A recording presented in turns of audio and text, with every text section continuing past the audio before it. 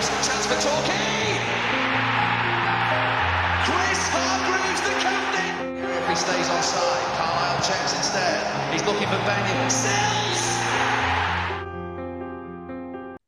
Hello and welcome to this latest Gull'S Eye View. We're joined by Tom, Clive, and we've got Harry, freelance commentator, and none of his views represent employees, especially the BBC. Of course, we have to say it every time. There we are, Harry. How are you? I'm Okay. good.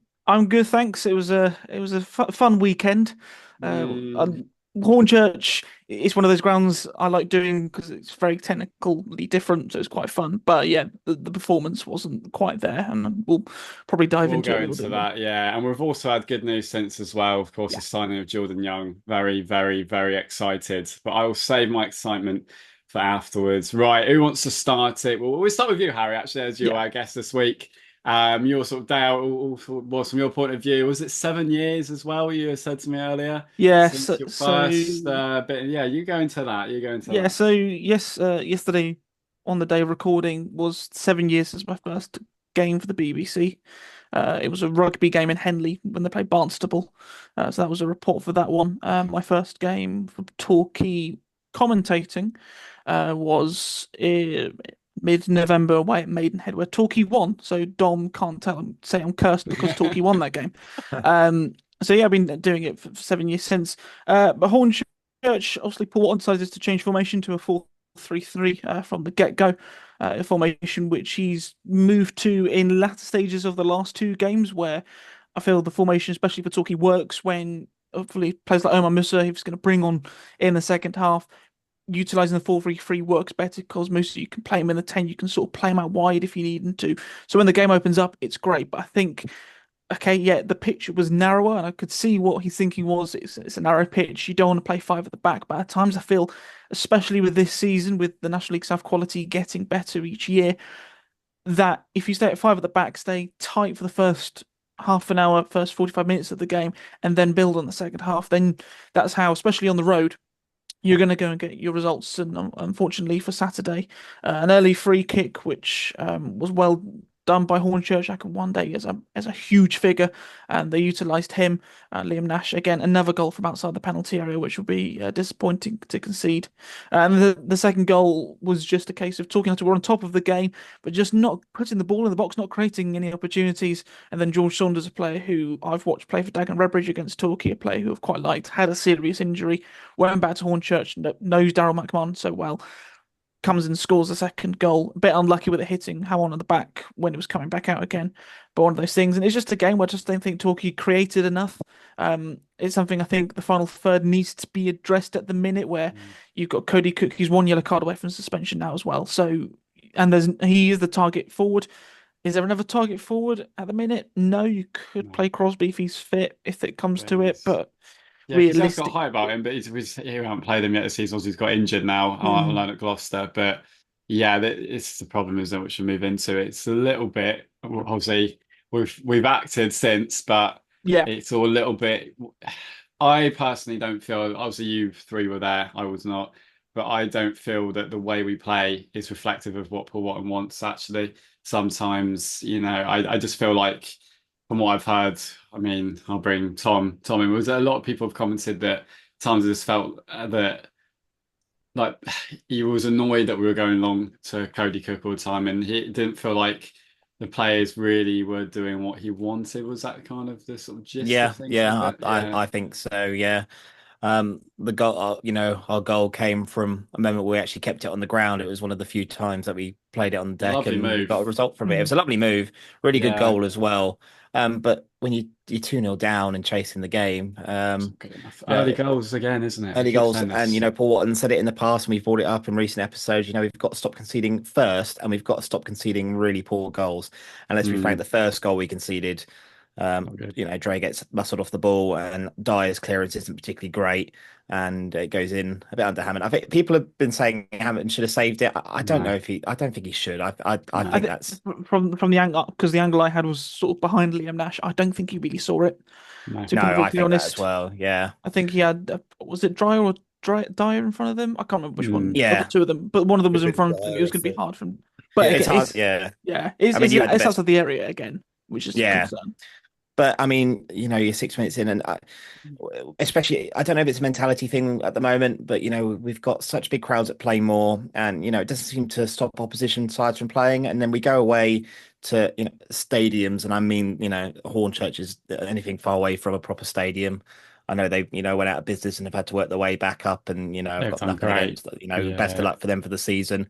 But there's not a lot else. It's not like they could get promoted to the National League, I don't think, with that ground set up. So that'd be interesting if they do. I don't like it. I don't like how we just aren't. It's just some sort of mentality thing at the moment, and that's a shame. Clive, what are your thoughts? I think we definitely. I really back this team. I'm just really disappointed that we seem to having the same sort of conversation. Sure, everyone will be same sort of conversations, really. Clive, what were your thoughts? What did you take away from it? It was an awful goal. I mean, Dyer's done well when he's come back. He's been injured for quite a long time, but he's had 2 solid games apart from that absolute howler. I mean, you got to be centre halves need to be able to kick the ball properly, and it was a poor effort. Nobody then closes the guy down on the. That's my problem with it. He has made it so Clive. He's made a real mistake. But everybody's on their heels. I think Hammond might have been slightly on his heels, but I don't blame him for that one. I do think the main problem is that we're not scoring enough goals. And the elephant in the room, as Harry said, Cook, if unsuspended and uninjured, he'd play 46 games a season. He'll probably get you 15 goals, and he'll end up black and blue because he's having to fight centre halves every week. Ash and Seymour, neither of them have been anywhere near what we were expecting, I don't think. So obviously I think this week's signing of Jordan Young is a very positive step. It was just a sort of depressing afternoon, really. There were shades of last season in terms of turning up somewhere a bit ropey and just not starting and not creating very much. Last bit from me. I mean, I'm not a tactics man, but I remember at Bishop's Cleeve, and Watton was screaming at them to stop pinging in balls at sort of chest height to the forwards. And that is what they were doing most of the time. Cook will fight all day long for you and do a very good job, but if he hasn't got somebody close to him who's actually getting the knockdowns, like was said, when Krask actually, rather than lumping it, when Krask got forward, played it out wide to Jenkins Davis, there's the space, ball goes in, Cook does his job on the end of it. That was lovely, but it was the only thing we did. 90 minutes. And I think it's fair to say as well, Clive, especially in the first half, there wasn't really that many chances.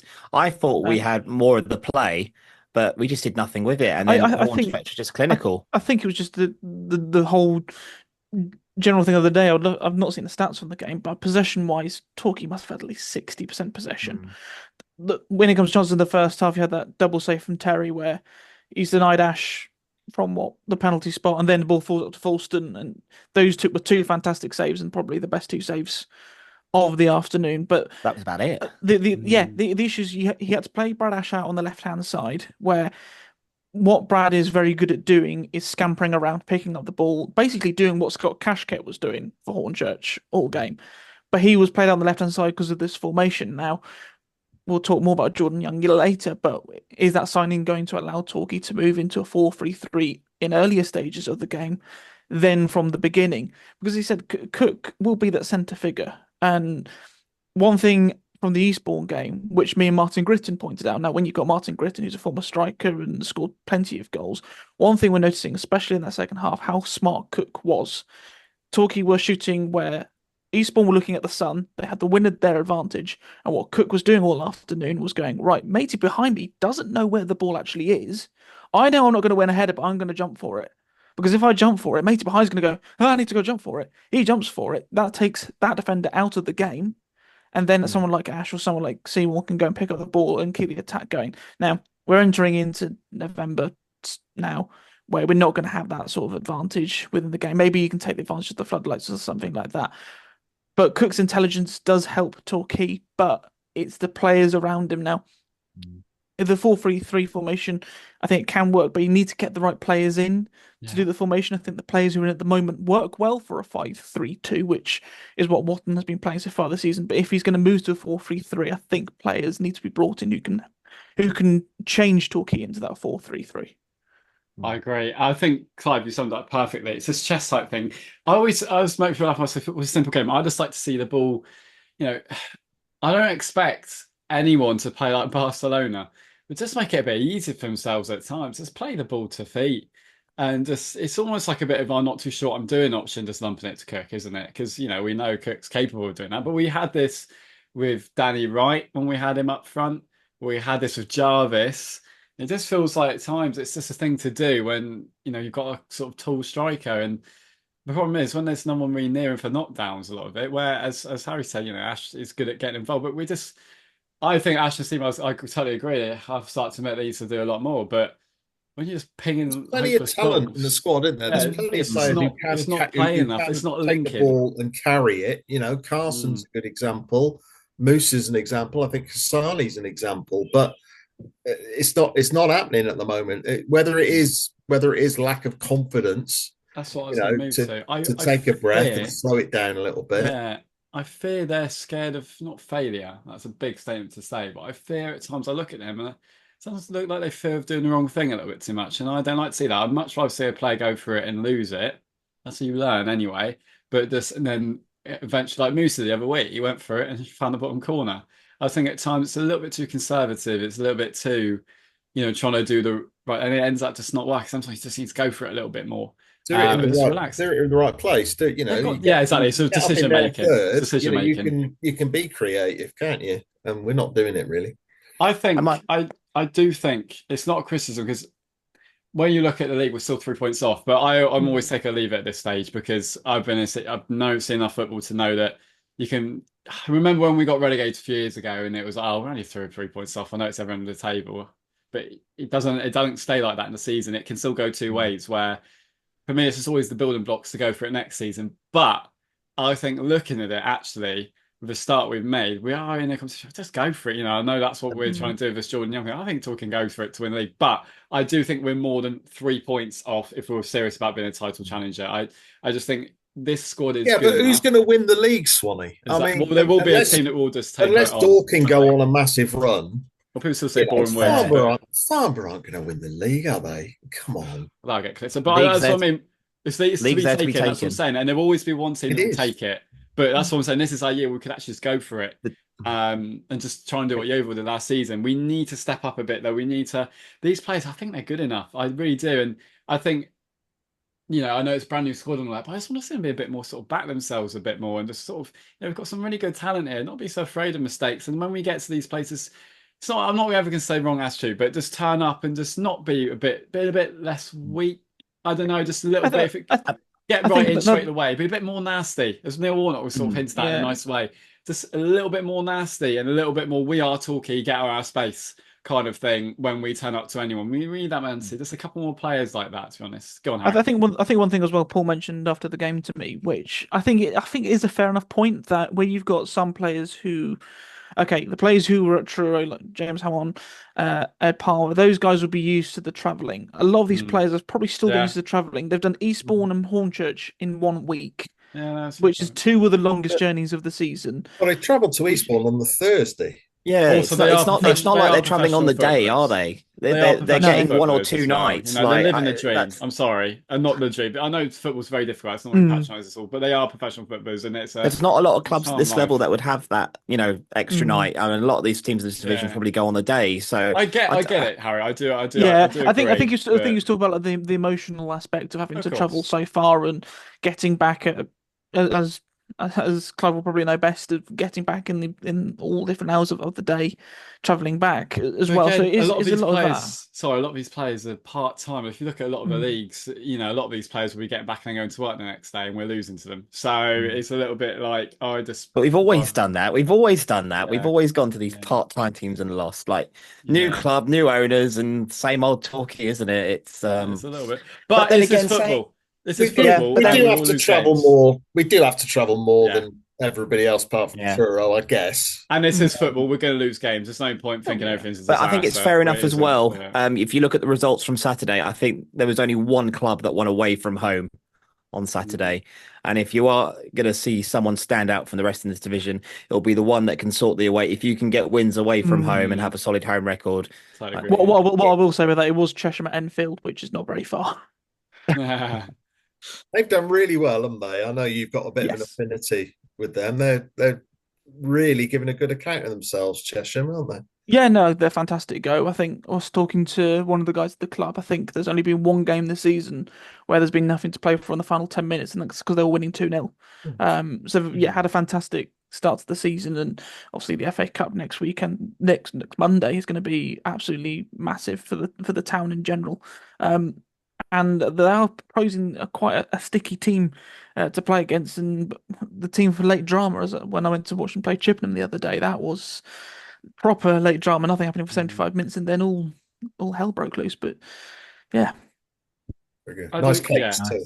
Nice. I think there's definitely there's different views on the Torquay situation right now, and on the playing side, it's some people are it's a defeat, it's disappointing, but we're still going in the right direction. And everyone loves the club's doing brilliantly, and then there's also come on, like, we really could go for it this season. We know we could do better. It's just seeing the same mistakes again that we've seen for a while on the pitch away from home, isn't it? I think that's what grates with Torquay fans quite a lot. It's just triggering that. Do you not also think we've come off a weekend where we've got a point away at Eastbourne, one of the full-time teams in the league who are going to be up there, got 3 points against Worthing, who are one of the best footballing sides in the league. You've then gone to Hornchurch, which on paper is the easiest game out of the three, and come away with nothing. Is that where the frustration might be? Yeah, it is, and we're anyone's allowed to be frustrated, and I suppose frustrated they are. Like, we all will be. I just think it's just the manner of it a little bit. It's a little bit like, I'm starting to say the same things on this podcast now. Torquay fans start to say the same things together. Just want to get that sort of vulnerability out of us. We've seen Torquay be like that for a while, and that's not something that's down to talent as such. It's just a little bit more than that, in my opinion. It just needs a little bit more. They haven't won for a while. They haven't won for a while, have they? They haven't won in like 8 or won 1 in 8, Harry. Yeah, but do you know who they beat in that last game? Wasn't it Farnborough? It was Farnborough. So, and they've got a point against Dorking and drew against Boreham Wood. So they've obviously can pick up points. Because they got to draw at Boreham Wood on the Wednesday, didn't they? Which would have been a confidence builder. And I hate to say it, and I really do, because it sounds so disrespectful to the division. But looking at their full-time celebrations and the way they handled everything, it was such a big game for them. I'm sorry to say it, because it makes me sound like a right cocky git, but I'm not, honestly. But, we've had probably, 300 Torquay there, I reckon we're there, in a crowd of 900-ish. Do they play they had Caroline every time they win? Oh, don't. Oh, just get in the bin, please. But again, this is maybe a little bit, teams step it up against us and the bigger clubs in this division. They do naturally. And I don't like this idea where we kind of try and, start the game on the back foot a little bit and try and hold what they, the pressure they bring on. I think you need to get there and just take control of the game and just set a marker down and just say, we're Torquay United, we're here to do our business and win the game.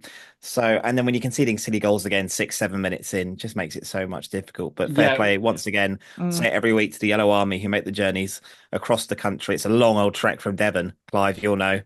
It was a long way from southwest London for where I travelled on Saturday. So it was a long way from Paddington, mate. I tubed it myself, and my tube line wasn't working beyond Harrow on the Hill. So for me myself, it was a bit of, and the car was in for a service. So I was like, can't get away with the car today. I just think it's all needs a bit of that sort of aggression and arrogance when they turn up to these places. Just to get themselves really into it. No, we are talking. We're going to absolutely, have someone in the first 5 minutes. We can absolutely do something. I know it's old school and cliche, but just too nice. But still, there's no point thinking everything's a disaster. We still achieve a lot this season on the pitch. Jordan Young is a player who I have wanted at Torquay since we were linked with him. I think he was left Chippenham a couple of years ago, and he was such a good player in the division that year. And then, he tore us apart, home and away last season. Such a good player. Apparently, he's only left-footed, I've been told. But to be fair, if you're good with 1 foot, that's fine. As long as it's good, that's okay. The standards. So yeah, I'm very, very, very excited. We've got a young number 8, Young. That reminds me of the past as well. Luke Young, number 8. That'd be weird. But I'm very excited to see him. Yeah, Clive, what are your thoughts on that signing? Yeah, we needed it. We've been crying out for it, haven't we? We missed out on the lad who went to Western, and it's a statement to give somebody a 2.5 year deal and give Martin Hellier some money. Yeah, it sort of it speaks to what we need and what we're trying to do. I know less about him than you probably, but I do remember the goal he scored at Hewish last year. Absolute superb first time strike. And it seems as though he can play number 10, he can play up front, he can play on the wing, anywhere across the front line, in his own words. So it's got to be an asset. And to be honest, when you put him up against Ash and Seymour, it looks like an upgrade. Yeah. Yeah, no, we need is just a ball carrier, really. Just anyone with a bit of flair. Just someone I've always been. I like players to be solid and disciplined, and your front three or whatever it is, go and win me the game kind of thing. And that's the sort of player we need going forwards. Anything to add before we move to Kelly's corner? Yeah, he's definitely a player who I know Torquay looked at whilst he was at Chippenham. I think Gary Johnson wanted to bring him in whilst he was there, being at Yeovil. And I think it was one area where I was looking on Saturday, the 4-3-3. Now, Finn Tonks, I believe, came through Bournemouth Academy as a right winger as well as a right wing back. He's on loan. Yep, so he can play in that position. You can play cross behind it. It may be something that they want to build upon going forward, because you could sort of see something was happening there on Saturday. They were definitely better on the right than on the left on the first half. And if you can play Jordan Young out on the left-hand side, maybe that's where the 4-3-3 can start to work for Torquay, is where you get Young, who can play as a left winger on the left-hand side, will drive at defences, will take shots on goal from distance. But then you can also play him at that 10 role if Mercer's not fully fit, if Sani's not fully firing, then you can drag him in there if you want to stick back to the 5-3-2 formation. So it's a fantastic signing to work the way that Paul Watton wants to work. I did ask Paul on Saturday, did he want to have the player with a bit more pace and a bit more goals in him? He's gone and done that with Jordan Young. I saw it on Twitter, I think, half an hour after we did the interview, that he was being linked. So I think for Torquay, and I think for Young as well, it's the perfect move for him. And hopefully he can really kick on and take this Torquay side up to the next level, because we know there's a few more gears in this Torquay team that they can achieve. And I think Young's going to help move up to those next few gears. Here's Hargreaves, chance for Torquay. Chris Hargreaves, the captain. If he stays onside, Carlisle checks instead. He's looking for Benyon. Sells!